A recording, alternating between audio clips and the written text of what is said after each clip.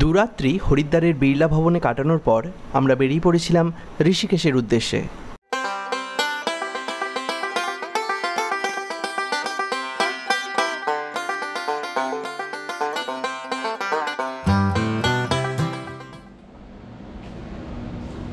তো আমরা আজকে হরিদ্বার থেকে আজকে ঋষিকেশে এলাম। তো ঋষিকেশে আমরা ত্রিবেণী ঘাটের আগে আমরা একটা জায়গা অনলাইনে দেখলাম, তো ওখানেই চেক ইন করলাম। আগে থেকে বুকিং কিছু ছিল না, তো এই দিকটা যতদূর সম্ভব খালি থাকে, খুব একটা বুকিং হয় বাট মেনলি যেটা ভিড় থাকে রামঝুলা লক্ষ্মণঝুলার দিকটা, তো আমরা ওই জন্য দিকটা গেলাম না। আমরা যেটা করলাম, আমরা এখানে হোটেল গঙ্গা অশোক সামথিং না, তো রুমটা 2000 টাকা রুমটা নিল। এই হলো room, air condition room, bathroom যথেষ্ট নিট অ্যান্ড ক্লিন, লিফট আছে, লিফটের অ্যাভেলেবিলিটি আছে। ঠিক আছে, চলো এখন আমরা সাইড সিনে বেরোবো। তো এখন হোটেলে সব জিনিসপত্র রেখে আমরা যাচ্ছি রামঝুলার দিকে, রামঝুলা আর লক্ষ্মণঝুলার দিকে যাচ্ছি। তবে আজকে G20 ডেলিগেশন আসার কথা আছে, লক্ষ্মণঝুলার দিকে মেবি যেতে দেবেন, বাট লেটস সি কোথায় যাওয়া যায়।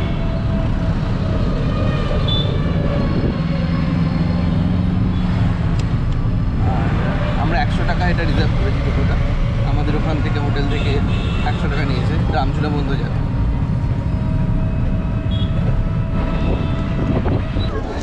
তো আমরা এখান থেকে টিকিট বুক করে ওই যে রামঝুলা, ওটা এখান থেকে ফেরি দিয়ে আমরা পার হবো। রামঝুলাটা দিয়ে পার হচ্ছি না, রামঝুলায় পরে যাচ্ছে।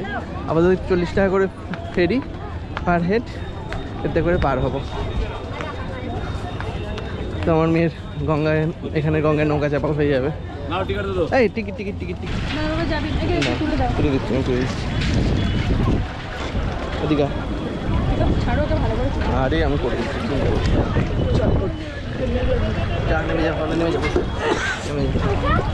আমরা যাচ্ছি, চলো তুমি চলো।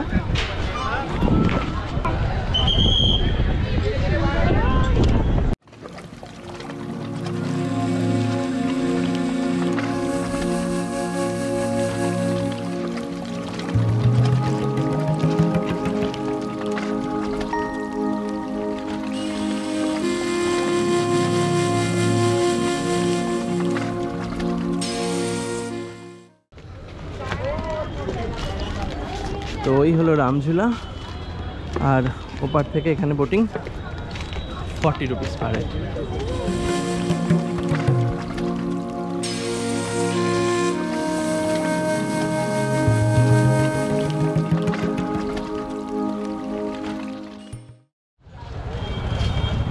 রামঝুলার এখানে এসে, এই যে রামঝুলার এখানে এসেই এইখান থেকে বাইক অন রেন্ট, স্কুটি রেন্টে পাওয়া যায়। তো আমরা একটা স্কুটি রেন্টে নিচ্ছি, এখান থেকে রামঝুলা ক্রস করে ওদিকে গিয়ে আমরা লক্ষ্মণঝুলা হয়ে রাউন্ড ট্রিপ করে নেবো একটা। তো 500 টাকা নিচ্ছে একদিনের, সারাদিনের, আর তেল আমাদের নিজেদের। দেখে আজকে মোটামুটি আমাদের তো 2 ঘন্টার মধ্যে ঘোরা হয়ে যাবে। শুধু ড্রাইভিং লাইসেন্স লাগবে, একটা আইডি প্রুফ, বাস।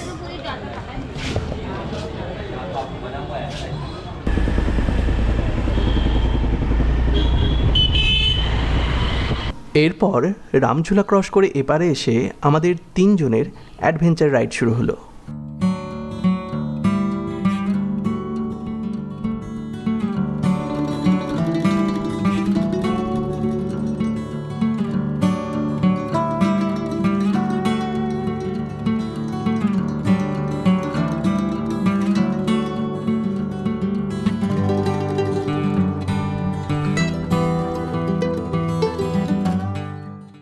প্রথমেই আমরা দেখতে চলে গেলাম এখানকার খুব জনপ্রিয় এক ওয়াটারফল, নাম নিড ওয়াটারফল।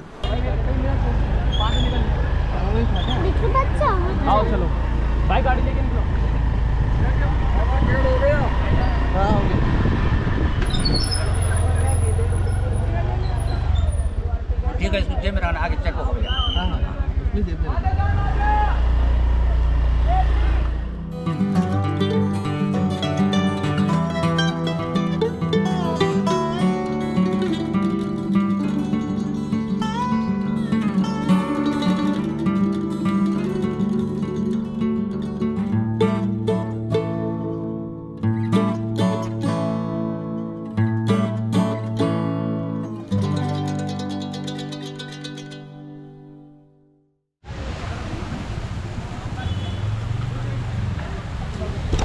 বাইকে করে এখন চলে এসেছি আমরা নীর ফলসে। 30 টাকা করে টিকিট। কিছুক্ষণ আগে দেখালাম কোথায় টিকিট কাটটা, এসে অনেকটাই এসে প্রায় এইখানে বাইকগুলো পার্ক করা হয়েছে। পার্ক করে এবার এখান দিয়ে সবাই উঠবে উপরে।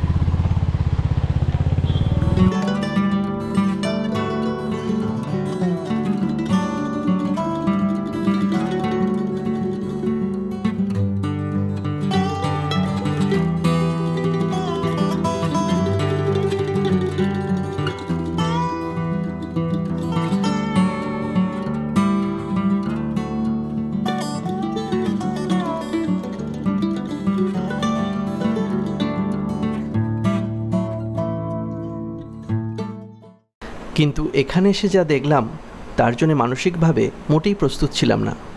একটা ন্যাচারাল ওয়াটারফলসের সৌন্দর্য এখানে পুরোপুরি ধ্বংস হয়ে গেছে। চারিদিকে ছোট ছোট চা পান মশলার দোকানে ভর্তি। আর ন্যাচারাল সুইমিং পুল থাকার জন্য লোকে তো এখানে সুইমিংয়ের মজা নিতেই চলে এসেছে। এত ভিড়ের জন্য এখানে আর দাঁড়াতেই ইচ্ছে হলো না, তাই যত তাড়াতাড়ি পারলাম এখান থেকে বেরিয়ে গেলাম। যদি আপনি প্রকৃতিপ্রেমিক হন তাহলে অন্তত উইকেন্ডে এই জায়গাগুলি অবশ্যই এড়িয়ে চলবেন, না হলে মন সত্যি খারাপ হয়ে যাবে।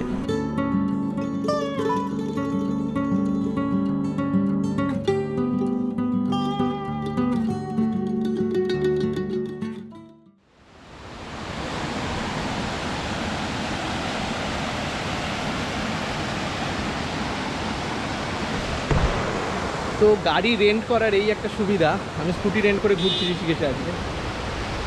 তো নীরফল থেকে নামছি, নামতে নামতে একটা সুন্দর জায়গা পেলাম, গাড়িটা ওখানে স্ট্যান্ড করি, ওইখানে সাইডে স্ট্যান্ড করিয়ে এখানে এসে মেয়ে একটুখানি পায়ে জল দেবে, নিচে নেমে বললাম।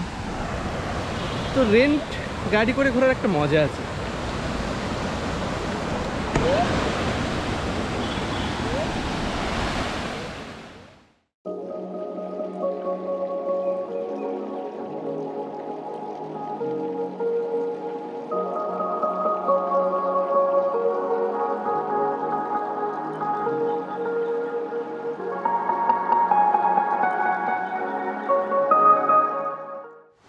আমরা আসার পর আরও লোকজন চলে এসেছে। আমরা এসে তার পরপরই একদম লোকজনে ভর্তি হয়ে গেছে, এই যে 4-5টা।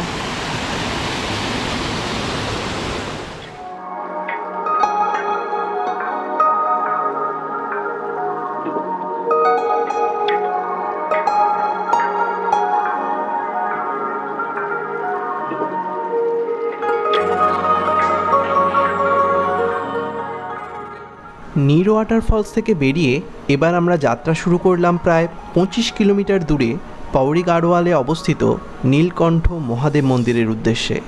যাত্রাপথের সময় প্রায় 1 ঘন্টা। পথেই আমরা লাঞ্চ সেরে নিয়েছিলাম একটা পাঞ্জাবি ধাবায়।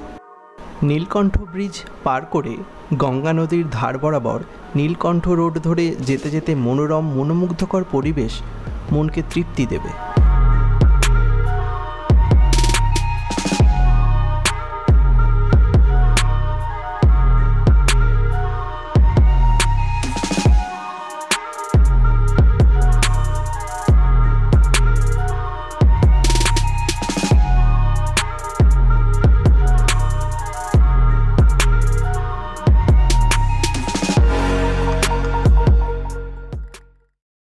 এক সময় আমরা এসে পৌঁছলাম নীলকণ্ঠ মহাদেব মন্দির প্রাঙ্গণে। নীলকণ্ঠ মানে দেবাদিদেব শিব। হিন্দু পুরাণ অনুসারে কথিত আছে, এখন যে স্থানে নীলকণ্ঠ মন্দিরটি প্রতিষ্ঠিত সেই স্থানেই মহাদেব দেব আর অসুরের সমুদ্র মন্থন থেকে জাত হলাহল বিষ নিজ কণ্ঠে ধারণ করেন, তাই তিনি নীলকণ্ঠরূপে এখানে পূজিত হন। তো আমরা চলে এসেছি নীলকণ্ঠ মহাদেব মন্দিরের কাছে। এই যে সামনে আমাদের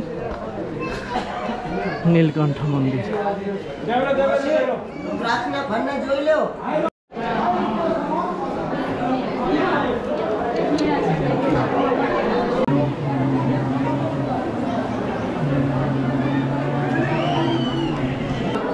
তোমাদের নীলকণ্ঠ দর্শন সম্পন্ন হলো।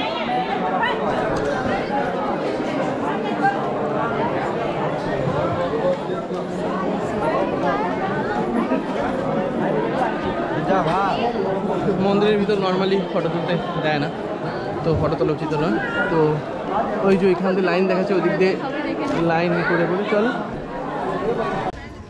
তো আমরা যেখানে আছি হোটেল অশোক পুষ্পরাজ, তো তার সামনেই এই সুন্দর একটা পার্ক আছে,